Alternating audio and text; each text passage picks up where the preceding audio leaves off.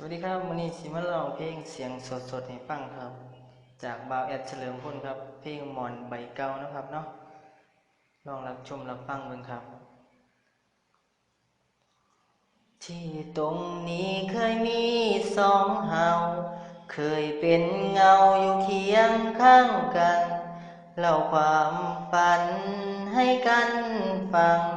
สร้างความหวังด้วยแรงใจสิก้าวไป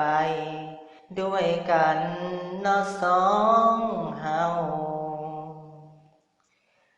ในวันนี้ที่เดิมที่เก่าบ่มีเจ้าคือจังวันนั้นเหลือเพียงรูปถ่ายคู่เฮา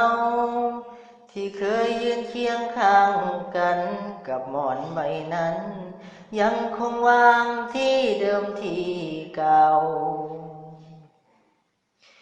หมอนใบเดิมใบเก่าใบนี้ไอ้ต้องขอโทษทีที่มันมีห้อยน้ำตาเพราะคำสั่งสวรรค์หรือจังได้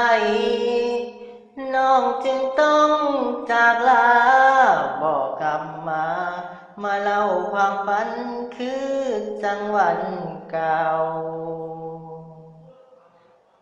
หมอนใบเก่าที่เฮาเคยเคียงข้างกันตอนนี้มันกลายเป็นหมอนไม่ลองน้ำตายามคิดฮอดอ้ายกอดหมอ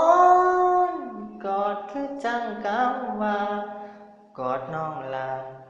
มาเล่าความฝันคือจังวันเก่าครับสวัสดีครับ